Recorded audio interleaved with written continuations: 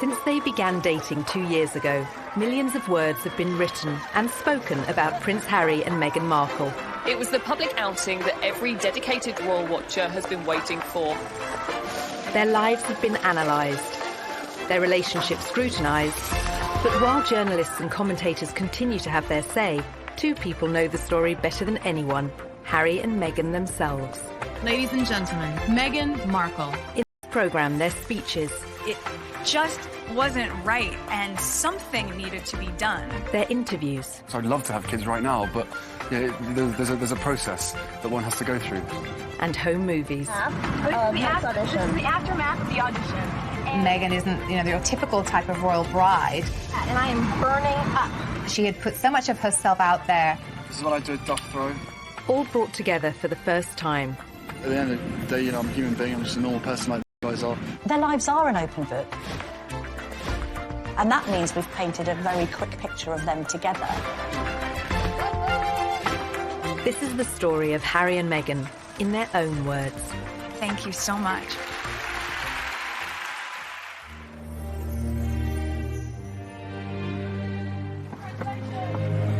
This afternoon, Prince Harry and Meghan Markle stepped hand in hand into the sunken garden at Kensington Palace. November 27th, 2017, and Harry and Meghan broke the news the world had been waiting for. 17 months after their first meeting, they were in love and about to be married. It was so sweet and natural and very romantic. He got on one knee. As a matter of fact, I could barely let you finish proposing. I was like, can I say yes now? She didn't even let me finish. I said, can I say yes, can I say yes now? And then there was hugs and the ring in my finger. And I was like, can I give you the ring? She goes, oh, yes, the ring. Although this was the first time they'd spoken as a couple, both had long experience of talking about themselves. Raised worlds apart, they'd chronicled their experiences from childhood.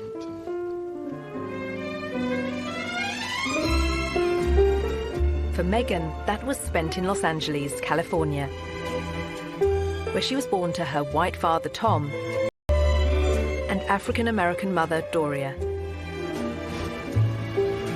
It was the late 70s when my parents met. My dad was a lighting director for a soap opera, and my mom was a temp at the studio.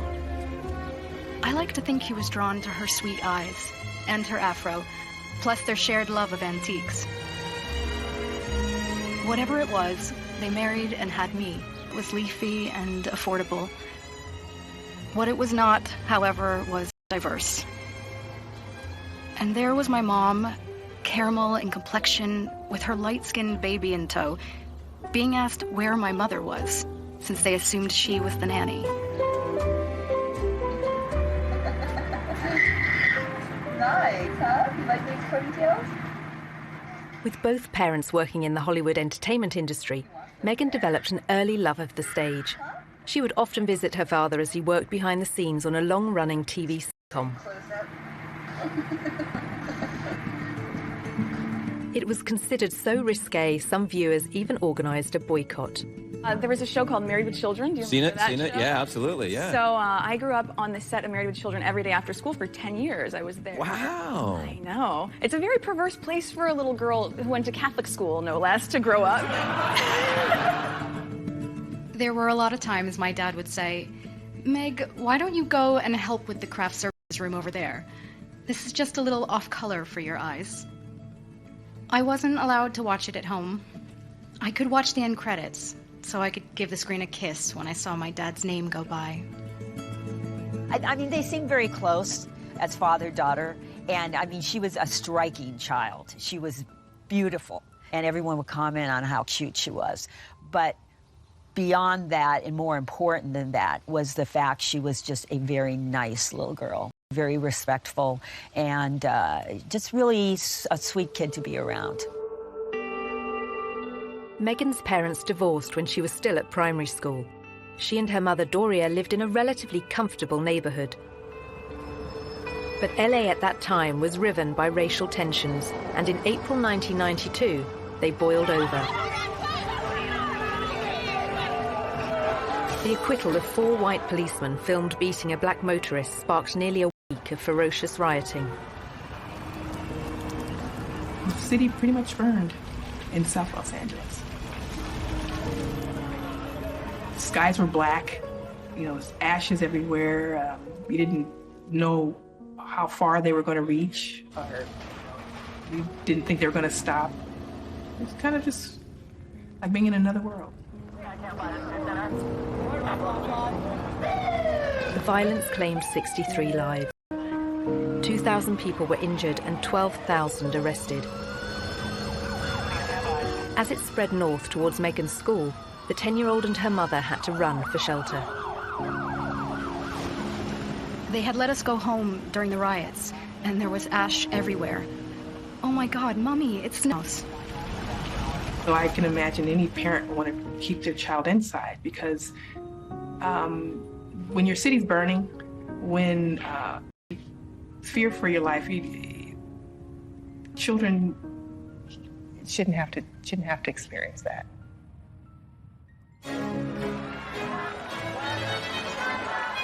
As Meghan was being raised in LA, Harry was growing up in London and in public. As the youngest son of the world's most famous woman, he was in the media spotlight from day one. When it comes to dealing with the press, Prince Harry has a style all of his own. But despite the constant presence of the cameras, Princess Diana was determined to surround Harry and his older brother William with laughter and fun.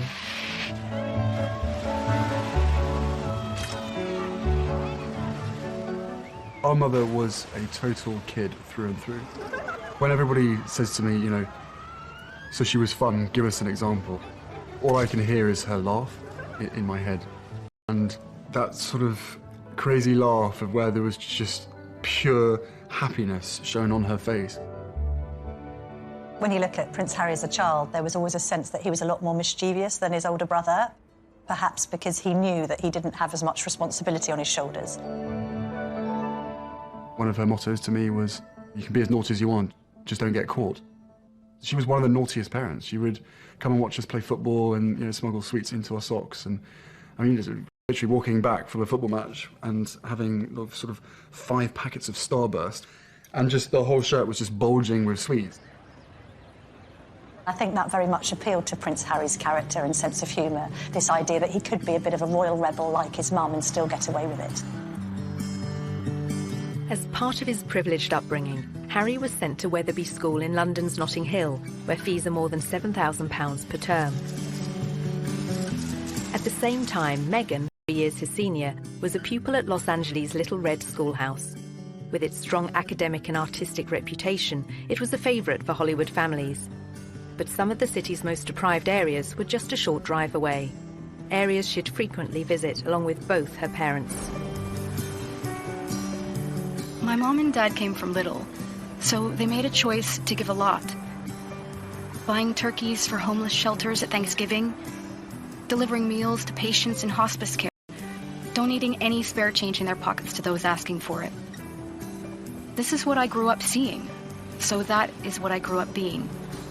A young adult with a social consciousness to do what I could, and to, at the very least. Meghan's campaigning character was only just forming, but it would soon propel her onto the national stage. In 1993, the young schoolgirl took on a powerful multinational corporation, taking her complaint all the way to the White House.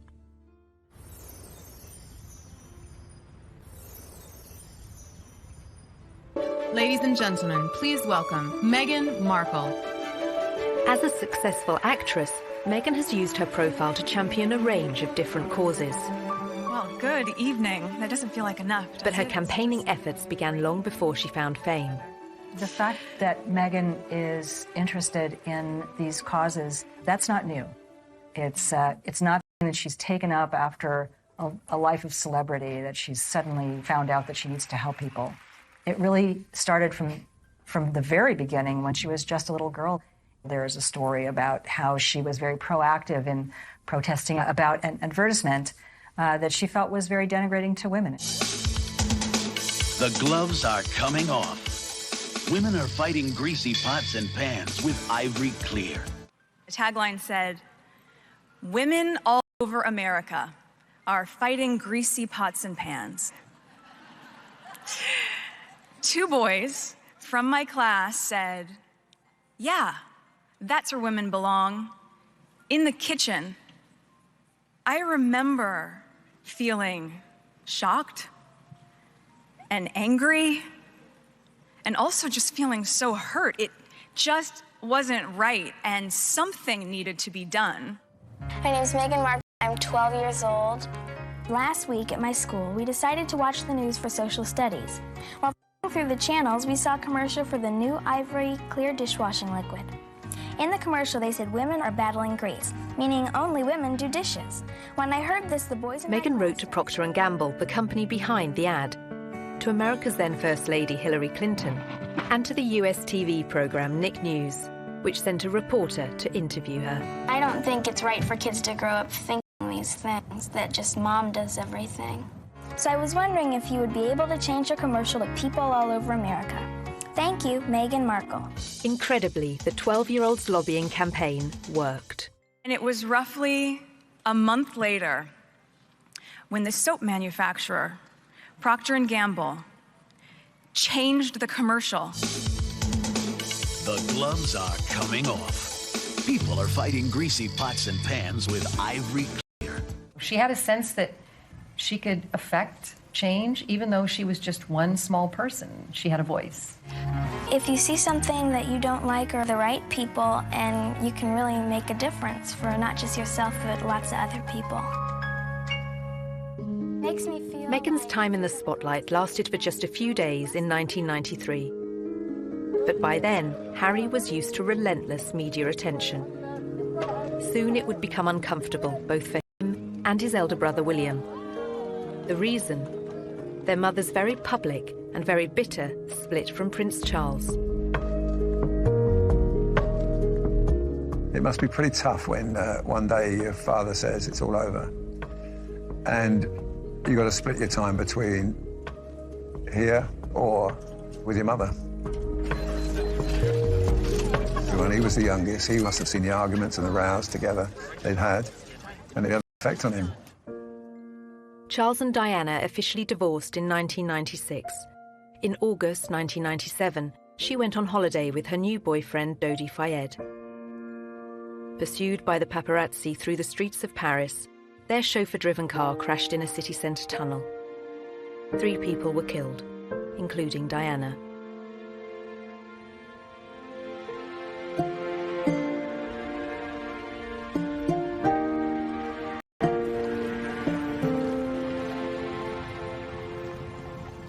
My mother had just died, and I had to walk a long way behind her coffin, surrounded by thousands of people watching me while millions more did on television.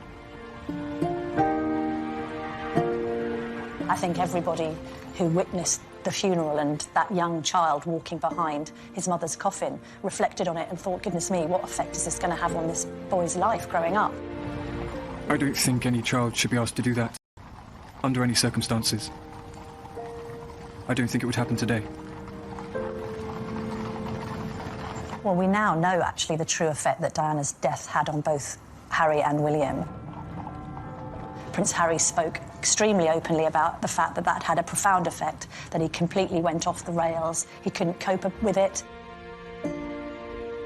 I can safely say that losing my mum at the age of 12, and therefore shutting down all of my emotions for the last 20 years, has had a quite serious effect on not only my personal life, but also my work as well. My way of dealing with it was, sticking my head in the sand, refusing to ever think about my mum, because why would that help? It's only going to make you sad, it's not going to bring her back. So from an emotional side, I was like, right, don't ever let your emotions be part of anything. Obviously, you know, he speaks from the heart. I mean, Diana was a super mother, and to lose that person just such a young age must have been terrible for him, and he said that. How much he misses her, how much he thinks of her every day. Probably been very close to a complete breakdown on numerous occasions, when all sorts of grief and sort of lies and misconceptions and everything's coming at you from every angle.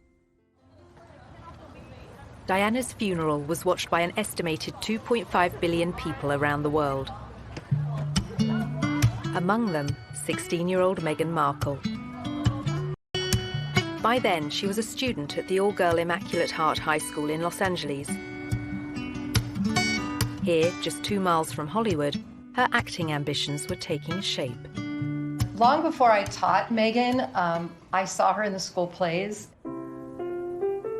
And she was one of those girls, when she was on stage, you were drawn to watch her because she just had this charisma and this charm, and she was really good. We have a musical and a play every year. And she was certainly one of the many shining lights that we have here at Immaculate Heart. Meghan's stage talents led her to enroll on a university course in theatre. Before joining, she auditioned for roles in music videos. This is after the aftermath of the audition. This is the aftermath of the audition, and it went pretty well. We just had to dance crazily, and so I did, and it was tiring. We just all danced like wild women, and I was shaking my hair around, and so that's that, and I am burning up. The Los Angeles of 1998 had recovered from the riots of 7 years earlier. But racial prejudice remained close to the surface, as Meghan was soon to witness firsthand. I was home in LA on a college break when my mom was called the N-word. We were leaving a concert, and she wasn't pulling out of a parking space quickly enough for another driver. My skin rushed with heat as I looked to my mom, her eyes welling with hateful tears. I could only breathe out a whisper of words so hushed they were barely audible. "It's okay, Mommy." I was trying to temper the rage-filled air permeating our small silver Volvo. This is something that has happened for people of color since we've been brought to this country some 400 years ago. It's unfortunate because racism hurts. You know, just to talk about it, it hurts. And kids don't need to hurt. They shouldn't have to. I shared my mom's heartache, but I wanted us to be safe. We drove home in deafening silence, her chocolate knuckles pale from gripping the wheels so tightly. Chicago, she showed huge promise on stage, starring in a number of student movies. But soon the undergraduate was keen to spread her wings and take on other subjects.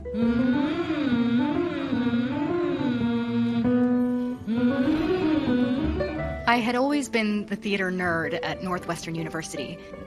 I knew I wanted to do acting, but I hated the idea of being this cliché, a girl from LA who decides to be an actress. I wanted more than that, and I always loved politics, so I ended up changing my major completely and double majoring in theater and international relations. As part of her degree, Meghan won an internship at the US Embassy in Argentina. In 2002, the country was in financial crisis. Meghan was sent to greet a top White House official, whose car was then surrounded by placard-waving demonstrators. It was their economic devaluation, and our Secretary of the Treasury at the time was there. So I'm 20 years old, in Buenos Aires, in a motorcade, doing that whole thing. I thought for sure I would still have a career in politics. And then I came back to LA for Christmas, and a friend of mine from college introduced me to this manager. The manager had watched one of Meghan's student films and said he could find her cinema and TV work in return for a 10% cut of her earnings. But, as she was soon to discover, competition for roles was fierce. A young actor, actress trying to break into the business, it is not easy. My parents had been so supportive, watching me audition, trying to make ends meet, taking all the odds and ends jobs to pay my bills. I was doing calligraphy, and I was a hostess at a restaurant, and all those things that actors do. There's so many people out here who want to get into the entertainment industry. It's difficult.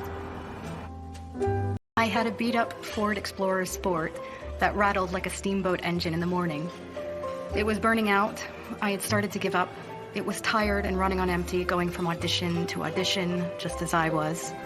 I mean, you really have to be very self-promoting, and you have to be willing to, knock on doors and be very motivated and have good self-esteem, because you could get eaten alive out here. I would drive to to auditions and park at the back of the parking lot, far from the eyes of anyone who could see me unlocking the trunk and crawling into my car through its only feasible entry point. I would play it off, obviously, as though I was looking for something, reaching so deep for something that my car almost sucked me in to get it.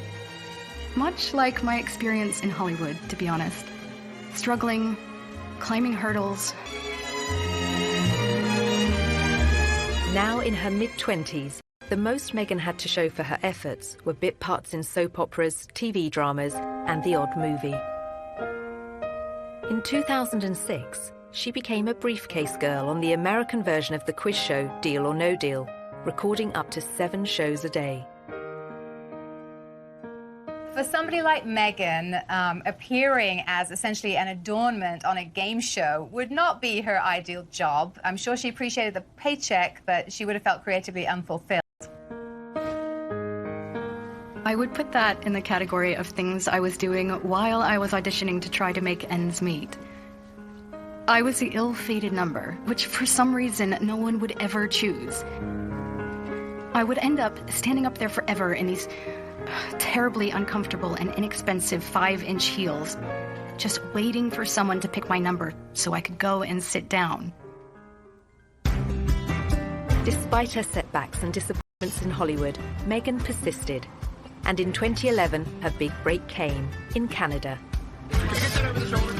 Success and fame beckoned, as well as marriage.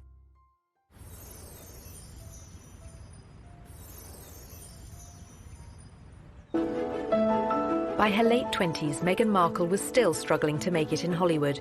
Along with the hurdles facing all young actresses, she had a further challenge: her mixed-race heritage. It took quite a few years for Meghan really to be comfortable with her identity. Hollywood didn't help with that, and it must have been very hurtful and very frustrating for her at times. I'm biracial. Most people can't tell what I'm mixed with, and so much of my life has felt like being a fly on the wall. And so some of the slurs that I've heard, or the really offensive jokes, or the names, it's just hit me in a really strong way. Being ethnically ambiguous, as I was pegged in the industry, meant I could audition for virtually any role. I wasn't black enough for the black roles, and I wasn't white enough for the white ones, leaving me somewhere in the middle as the ethnic chameleon who couldn't book a job. But the breakthrough was getting closer. At one audition, a casting director advised Meghan to adopt a more natural look. She stopped me in mid-scene and said so simply, "You need to know that you're enough." She saw all that self-doubt beaming through the self-tanner and excessive blush. You need to know that you're enough. Less makeup, more Meghan. And that moment for me was a... As Meghan edged closer to fame, Harry was doing his best to escape the media spotlight. After finishing his studies at Eton, he took a gap year, then enrolled at the Sandhurst Royal Military Academy, passing out in 2006.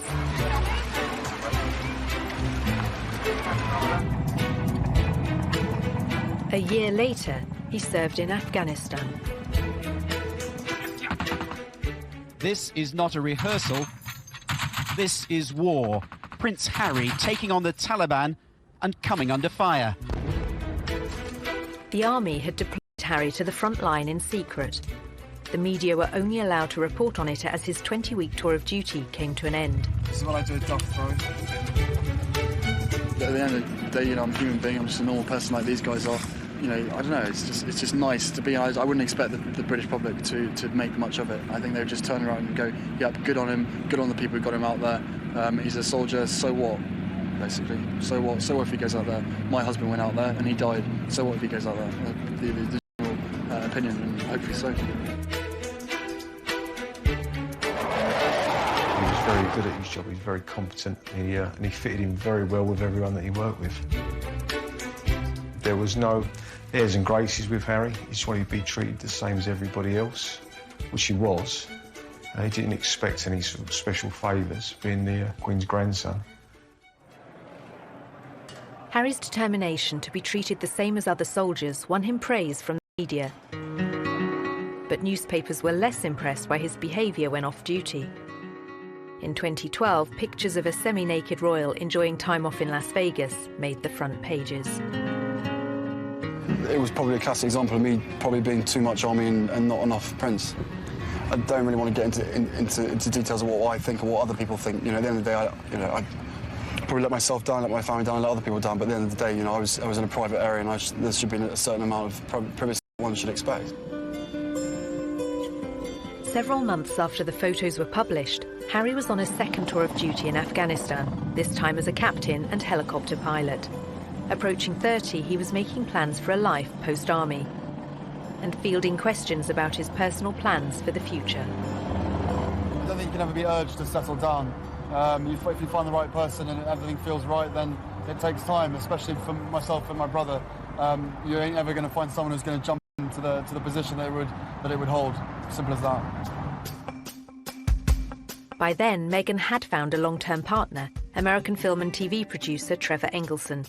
They dated for 7 years, marrying in 2011. Suits, set in New York, but about to be filmed in Toronto. It was the 5th pilot I would have filmed. I remember hoping this one would see the light of day. Never would I have imagined that this show would not just change my career, but also change my life. Meghan won the part of Rachel Zane, an ambitious young paralegal. After years of slog, it was her breakthrough role. The show proved to be a success.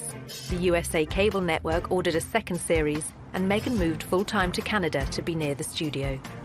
So Meghan chose not to live in, like, the poshest area of Toronto. She chose Seton Village, which is more laid back, tree-lined, and people keep to themselves. And that's exactly what Meghan did. So much so that her neighbours didn't even know who she was. But that was soon to change as her TV series became an international hit. As Meghan basked in her newfound fame, Harry was concentrating on building a new career. After the negative headlines surrounding his off-duty life, Harry became patron of the Invictus Games for injured servicemen and women, and he began supporting a range of causes that were close to his mother's heart. I'm particularly pleased to be with you today because my mother as patron very much admired Headway and the vital work that it does, and for me that's good enough. He was also increasingly active in aid programs abroad, especially in Africa, where his Sentebale charity is based. Sentebale means forget-me-not. It's in memory of Princess Diana. I think actually Harry's been concerned that some of her good work has been undone in recent years. And a sense that he needs to carry on her good work, otherwise it would have been meaningless. Harry had first visited Botswana in southern Africa shortly after Diana's death. In the years afterwards, he'd made repeated journeys. This is where I feel more like myself than anywhere else in the world. I have this intense sense of normality here. To not get recognised, to lose myself in the bush with what I would call the most down-to-earth people on the planet. People dedicated to conservation with no ulterior motives, no agendas, who would sacrifice everything for the betterment of nature. I talk to them about their jobs, about what they do, and I learn so much. By 2013, Meghan's TV series Suits had become a huge hit for the USA network. It was their most popular show for young adults, the audience advertisers valued the most. Before filming Series 4, she complained to the program makers. This season, every script seemed to begin with Rachel enters wearing a towel.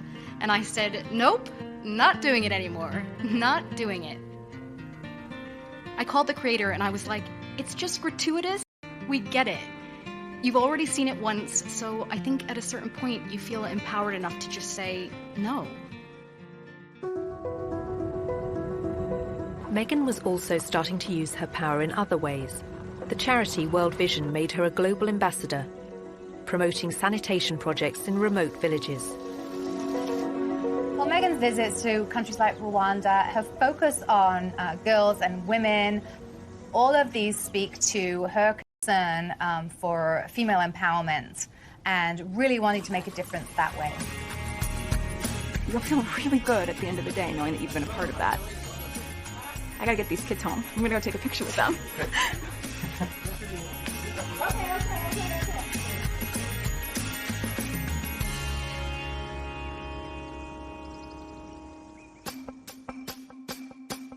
Meghan's fame had coincided with sadness in her personal life. In 2013, she and Trevor Engelson divorced after 9 years together and 2 years of marriage. Although neither has ever spoken publicly about the split, commentators attributed it to the distance between them.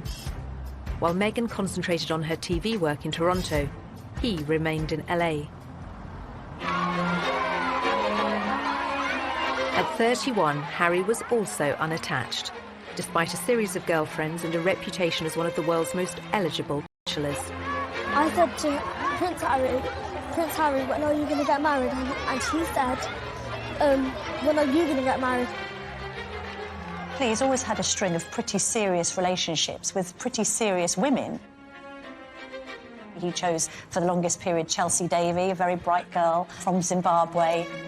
I don't think that worked simply because, although she loved him, she didn't love the status of monarchy and the baggage that he came with him. And then de Bonus, again, another very bright spark, lovely girl. Again, loving Harry and being with Harry, but not the circus that comes around him. In 2015, a year after that latest split, Harry went on a tour of New Zealand and revealed his strong desire to start a family. Of course, I'd love to have kids right now, but there's a process that one has to go through. And, tours like this is great fun. Hopefully I'm doing all right by myself. It would be great to have someone else to me to share the pressure. But, time will come. Whatever happens, happens. When he first met Meghan in London in July 2016, they discovered much in common. Both their parents had divorced when they were young. They were famous, wealthy, and had a shared interest in the developing world. It was one of the first things we started talking about when we met, was just the different things that we wanted to do in the world and how passionate we were about seeing change. I think that was, that's what got day 2. Soon after that second date, their first holiday, Harry invited Meghan to the country he'd first visited in the aftermath of his mother's death 19 years earlier. I think about 3, maybe 4 weeks later, that I managed to persuade her to come and join me in Botswana, and we camped out with each other under the stars. She came and joined me for 5 days out there, which was absolutely fantastic. So then we were really by ourselves, which was crucial to me, to make sure that we had a chance to get to know each other. The couple kept their relationship secret throughout the summer of 2016. But then, at the end of October, the first headline appeared. You have a story like that and it breaks, and the rest of Fleet Street is then playing catch-up. And it was then after the story broke that you found people descending on Meghan's house, chasing after anyone that ever knew her, chasing after family members. I think both of us were totally surprised by the reaction after the first 5-6 months of what we had to ourselves, of what actually happened from then. So I think you can have as many conversations as you want and try and prepare as much as possible, but we were totally unprepared for what happened after that. Some reports concentrated on Meghan's family neighbourhoods in LA. Others focused on the breakup of her parents' marriage and her relationships with her half-sister and half-brother. There's a misconception that because I have worked in the entertainment industry that this would be something I would be familiar with. That I've never been part of tabloid culture. I've never been in pop culture to that degree. And I think we were just hit so hard at the beginning with a lot of mistruths that I made the choice to not read anything. But some of the coverage and comments incensed Harry. Breaking news from Kensington Palace this morning. Prince Harry After 8 days of headlines, he came out fighting. I think that's one of the strongest statements I've ever heard come out of a palace.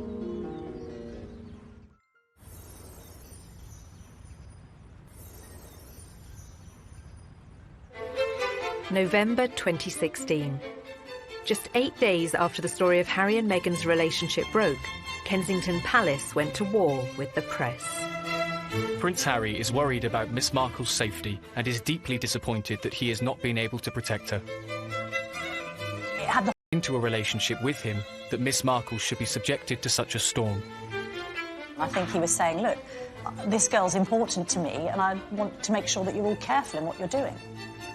He knows commentators will say this is the price she has to pay, and that this is all part of the game. He strongly disagrees. This is not a game, it is her life and his. I think that's one of the strongest statements I've ever heard come out of a palace. I think so too. It's incredibly personal statement. He is obviously very, very angry. Well, good for him. I think the statement went down very well with the public in saying, yeah, fair on Prince Harry, this girl needs to be protected. I think others were a bit more critical, saying, well, all right, but you can't have it both ways. You get a lot of great publicity for your causes and you're the hero of the hour. If we want to find out about your private life, we're entitled to. Poring over Meghan's private life continued. Journalists scoured her social media accounts looking for more clues about her relationship with Harry. They found she'd posted photos of herself with a bracelet similar to one worn by him. To all my TIG friends, after 3 beautiful years on this adventure with you, it's time to say goodbye.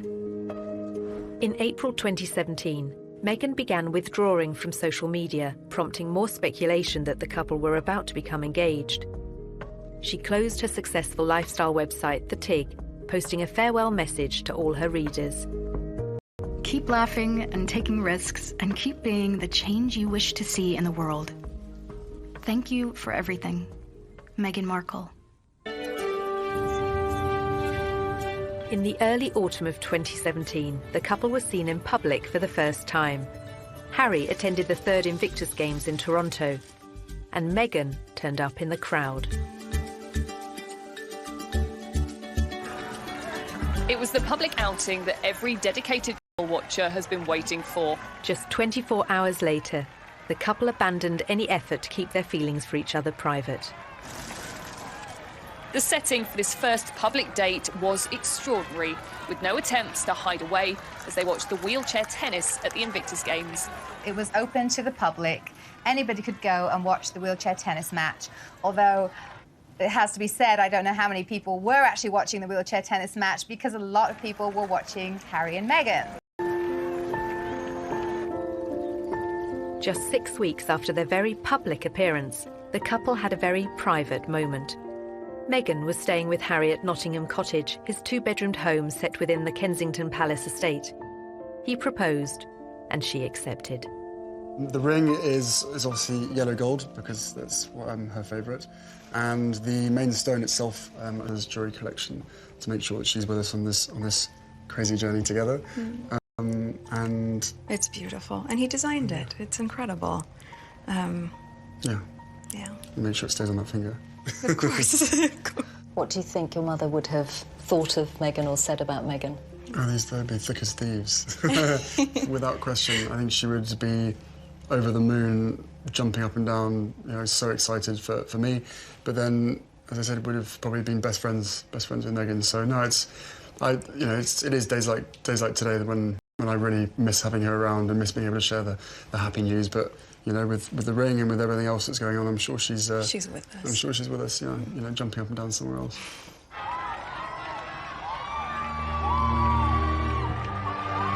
Since the announcement, Meghan has become the fresh face of royalty, connecting with a new generation, just as Harry's mother once did. I know that I'm in love with this girl, and I hope that she's in love with me, but we still had to sit down on the sofa, and I still had to have some pretty, frank conversations with her to say, look, what you're letting yourself in for, it's a big deal.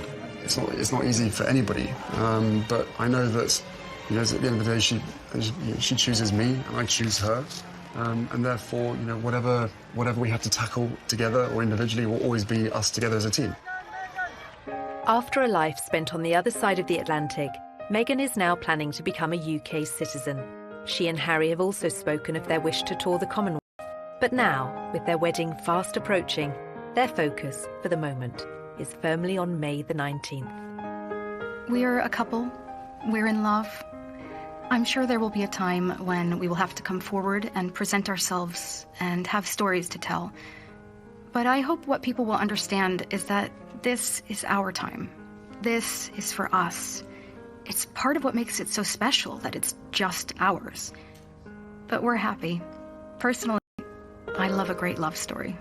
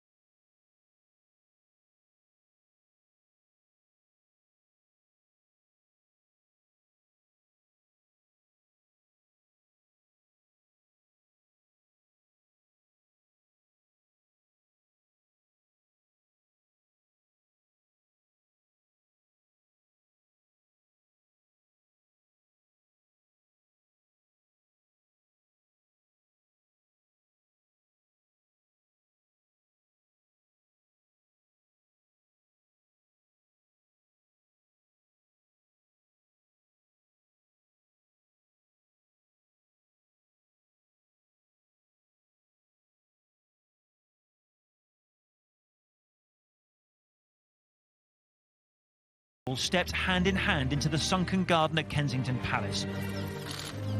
November 27th, 2017, and Harry and Meghan broke the news the world had been waiting for.